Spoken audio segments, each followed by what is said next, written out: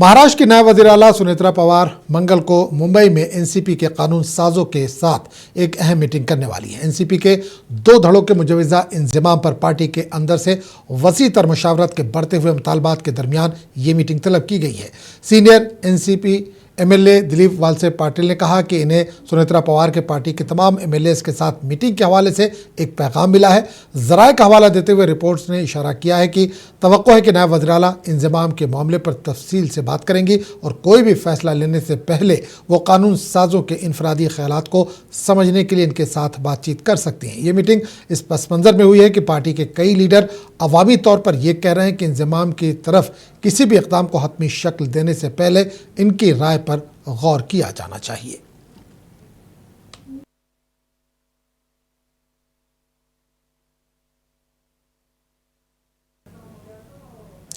Shiv Sena UBT के रुकने parliament Sanjay Raut ने महाराष्ट्र में टीपू सुल्तान तनाज़े को बढ़ाने के लिए बीजेपी पर तनकीद की। इन्होंने कहा कि मालेगांव के डिप्टी मेयर के दफ्तर में लगी तस्वीर को हटा दिया गया और ये मसला अब खत्म होना चाहिए। राउत ने बीजेपी को तनकीद का निशाना बनाया और सवाल किया कि इस तरह के मसाइल बहस पर क्यों हावी हैं, जबकि किसानों की खुदकुशी, बेरोजगारी, मजदूरों की परेशानी और ख्वातीन की हिफाजत पर महाराष्ट्र और मुल्क में कोई तवज्जो नहीं दी जा रही। इन्होंने बीजेपी पर हिंदू मुस्लिम कशीदगी पैदा करने का इल्जाम लगाया। महाराष्ट्र में भारतीय जनता पार्टी को जब भी मौका मिलता है तो ये हिंदू मुसलमान वाला मुद्दा लेकर खड़ी होती है। महाराष्ट्र में टीपू सुल्तान को वापस कब्र से निकाल दिया, कभी औरंगजेब को निकालते हैं, कभी अफजल खान को निकालते हैं, किसी को निकालते हैं। ये भारतीय जनता पार्टी को भी आपने देखा है कि किसानों के मुद्दे पर, जो गरीब मजदूर है उनके मुद्दे पर, जो स्टूडेंट है, टीचर है, महिलाएं है, महंगाई है, प्रेसिडेंट ट्रंप ने भारत को गुलाम बनाया, उसके ऊपर कभी आवाज उठाया या आंदोलन किया? लेकिन जब ऐसे मुद्दे आते हैं, हिंदू मुसलमान, भारत पाकिस्तान, कल भारत पाकिस्तान के साथ मैच खेला ना आपने, तब टीपू सुल्तान की याद नहीं आई? टीपू सुल्तान को पाकिस्तान वाले उनका हीरो मानते हैं, नायक मानते हैं, तब आपको याद नहीं आई कि पाकिस्तान से क्रिकेट नहीं खेलना चाहिए? क्योंकि क्रिकेट में पैसा है, गैम्बलिंग है, बीटिंग है, हजारों करोड़ रुपया डायरेक्ट इनडायरेक्ट ये लोगों को मिलता है। टीपू सुल्तान वाला मुद्दा जो महाराष्ट्र में चल रहा है वो कंप्लीटली पॉलिटिकल आउटक्राई है। हमने भी उसमें बात लिखी है। देखिए, टीपू सुल्तान का अब गड़े हुए मुर्दे को निकालना उचित नहीं है, लेकिन आप फिर एक बार महाराष्ट्र में दंगे भड़काना चाहते हैं इस मामले। साबिक एमएलए और सीनियर किसान लीडर शंकर अन्ना धोंडगे पीर को अपने कई हामियों के साथ शिवसेना में शामिल हो गए। नायब वज़ीर आला एकनाथ शिंदे की मुंबई में वाक़ रिहाइशगाह पर मुनक़िदा एक तक़रीब में इन्होंने शिवसेना में शमूलियत इख्तियार की। इस मौके पर एकनाथ शिंदे ने शंकर अन्ना धोंडगे और इनके हामियों का पार्टी में खैर मकदम किया। एकनाथ शिंदे ने कहा कि शिवसेना कारकुनों की पार्टी है। जब मैं वज़ीर आला था तब भी कारकुन की हैसियत से काम किया और करता रहूँगा। इन्होंने कहा कि जो काम करेंगे वो आगे बढ़ेंगे और कारकुन पार्टी में रीढ़ की हड्डी की हैसियत रखते हैं। माजी आमदार आणि शेतकऱ्यांचे ज्येष्ठ नेते शंकर अण्णा धोंडगे यांनी त्यांच्या महाराष्ट्रातल्या शेतकरी संघटनेच्या 15 जिल्हा प्रमुखांसह आज शिवसेनेमध्ये प्रवेश केलेला आहे। मी त्यांचं मनापासून स्वागत करतो। खरं म्हणजे शंकर अण्णा धोंडगे यांनी शेतकरी चळवळीमध्ये मोठा सहभाग घेतलेला आहे। शेतकरी नेते शरद जोशींच्या सोबत काम केलंय। अनेक वेळा आंदोलनामध्ये तुरुंगवास देखील शेतकरी चळवळीमध्ये त्यांनी भोगलेला आहे आणि म्हणून खऱ्या अर्थाने शेतकऱ्यांची जाण असलेला, शेतकऱ्यांच्या अडचणी आणि समस्या समजून घेणारा अशा प्रकारचा शेतकरी नेता आज शिवसेनेमध्ये दाखल झालेला आहे। यामुळे नांदेड मराठवाडा भागामध्ये शिवसेना मजबूत होईल आणि शिवसेना अधिक ताकदीने या ठिकाणी शेतकऱ्यांच्या पाठीशी उभी राहील आणि त्यामुळे मी शिवसेना के रुकने पार्लियामेंट मिलिंद देवरा ने कांग्रेस के रियासती सदर हर्षवर्धन की जानिब से छत्रपति शिवाजी महाराज का टीपू सुल्तान से मुआवजा करने पर शदीद रद्दअमल का इजहार किया। इन्होंने कहा कि कांग्रेस पार्टी को इस मामले पर माफी मांगनी चाहिए। देखिए, बहुत अफसोस की बात है कि कांग्रेस पार्टी के महाराष्ट्र के अध्यक्ष छत्रपति शिवाजी महाराज के साथ कोई तुलना नहीं किया जा सकता है। ये केवल महाराष्ट्र में नहीं, केवल भारत में नहीं, अंतर्राष्ट्रीय स्तर पर लोगों की मांग का मानना है। और उसके बावजूद लोगों के भावनाओं को चोट पहुंचाने के लिए जो बयान उन्होंने दिया और उसके बाद उभाटा के लोग इस पर पूरी तरह से साइलेंट है। मैं आपके माध्यम से उभाटा के लोगों को ये सवाल पूछना चाहता हूँ कि आप साइलेंट क्यों हैं? उनको तो कांग्रेस के खिलाफ इस बयान की निंदा करनी चाहिए। अभी तक उन्होंने निंदा नहीं की। तो इनका साफ मतलब है लोगों को केवल वोट बैंक पॉलिटिक्स में फंसाने की कोशिश कर रहे हैं, लोगों को प्रोवोकेशन के थ्रू उनको भड़काने की कोशिश करें। तो मैं और एक बार कहना चाहता हूं, जो हुआ है बहुत गलत हुआ है।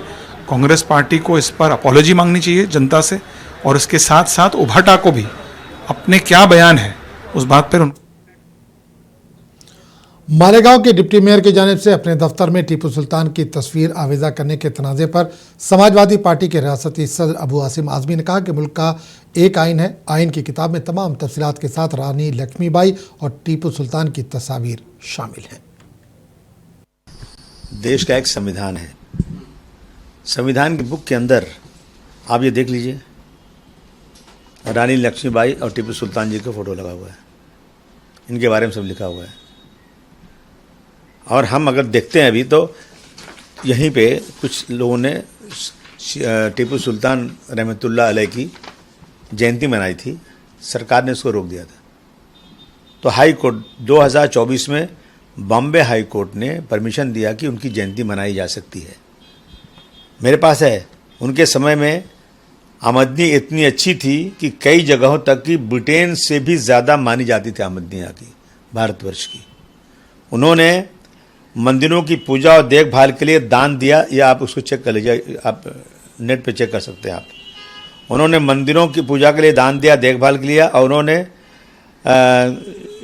श्रृंगेरी शारदा पीठम की मंदिर को बनाने के लिए दान दिया। उन्होंने रंगनाथ स्वामी टेम्पल को उपहार और संरक्षण दिया।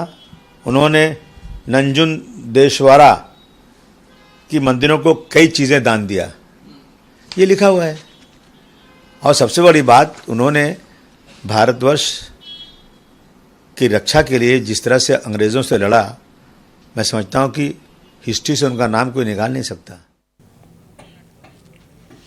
और बीजेपी एमएलए राम कदम ने हर्षवर्धन के हालिया बयान पर नुक्ताचीनी की, साथ ही इन्होंने इस मामले पर खामोशी इख्तियार करने पर शिवसेना यूबीटी पर भी कड़ी तनकीद की। यदि स्वर्गीय बाला साहब ठाकरे अगर जीवित होते तो जिस प्रकार का बयान कांग्रेस के प्रांत अध्यक्ष हर्षवर्धन सकपाल ने दिया है, खुद अपने जीतों से या चाबुक से उसका समाचार लेते हैं। पर बाला साहब की विचारधारा पूरी राहुल गांधी के चरणों पर रखने वाले उद्धव ठाकरे और उनके समस्त नेता चुप बैठे हैं। क्या कारण? हाथ में रुद्राक्ष की माला पहनने का ढोंग करने वाले उद्धव ठाकरे जब छत्रपति शिवाजी महाराज जी का आह्वान कर रहे कांग्रेस के नेता, तो आप बोल क्यों नहीं रहे हो? क्या ये आपका हिंदुत्व है? कहां खो गया तुम्हारा हिंदुत्व? ये पूरी तरह से उद्धव की सेना, ये सोनिया सेना बनी है। ये पुनः एक बार स्पष्ट हो गया। देखिए, अब भारत की क्रिकेट टीम का हम जितना अभिनंदन करें उतना कम है, क्योंकि जब भी मैच होती है तो भारत की टीम साहस के साथ, शौर्य के साथ, बड़े ईमानदारी लगन के साथ मैच जीतती है। सियासी तजियाकार तहसीन पूनावाला का कहना है कि अगर अपोजिशन लीडर झूठ फैला रहे हैं तो हुकूमत की जिम्मेदारी है कि वो आगे आकर सच बोले। तहसीन पूनावाला ने कहा कि वज़ीर ख़ारजा से जब पूछा जाता है कि हम रूस से तेल खरीद रहे हैं या नहीं तो सीधा जवाब नहीं मिल रहा। इन्होंने कहा कि अमेरिका इस मामले पर तबसरे कर रहा है। आदरणीय गृह मंत्री, अगर विपक्ष के नेता झूठ फैला रहे तो आप सच बोल दो। आपके जब फॉरेन मिनिस्टर से पूछा जाता है ट्रेड डील से हम तेल खरीद रहे कि नहीं रशिया से, तो कहते हैं हरदीप पुरी जी से पूछे। हरदीप पुरी जी से पूछते तो कहते पीयूष गोयल जी से पूछे। पीयूष गोयल जी से पूछते तो कहते कि जयशंकर जी से पूछे। आप मेरी गो राउंड कह रहे हो, विपक्ष के नेता को आप गाली दे रहे। भैया आप सच बता दीजिए। और आज ही अमेरिका का स्टेटमेंट आया कि दोबारा से भारत ने कमिटमेंट दिया है कि रूस से तेल नहीं खरीदेगा। अब मेरा सवाल है, जब पिछले साल हम रूस से तेल खरीदे थे, रूस का तेल का दाम करीबन $55 प्रति बैरल था। हम $2 मिलियन तब खरीदे थे। अब ज्यादा डिस्काउंट हो गया है, $50 के करीब मिल रहा है रूस का तेल। अच्छा, रूस का तेल रिफाइन करने के लिए आसान है। वेनेजुएला का तेल बहुत गाढ़ा होता है, उसको रिफाइन करने में ज्यादा समय लगता है और दूर से आता है। वेनेजुएला का तेल और जो अमेरिका का तेल है, वो अंतरराष्ट्रीय तेल है, वो $60-65 प्रति बैरल चल रहा है। तो भैया आप रूस का तेल खरीद रहे हो या नहीं खरीद रहे हो, उसका जवाब दीजिए। विपक्ष के नेता क्या बोल रहे हो उसमें गृह महाराष्ट्र के साबिक मुस्लिम वजीर अब्दुल सत्तार के छत्रपति संभाजी नगर में मंदिर जाने के बाद कुछ नौजवानों ने मंदिर को नापाक करार दिया और गाय के पेशाब से इसे पाक किया। अब्दुल सत्तार ने महाशिवरात्रि के मौके पर रहीमाबाद में नागेश्वर मंदिर का दौरा किया था, ताहम कुछ नौजवानों ने सत्तार के दौरे पर एतराज़ किया।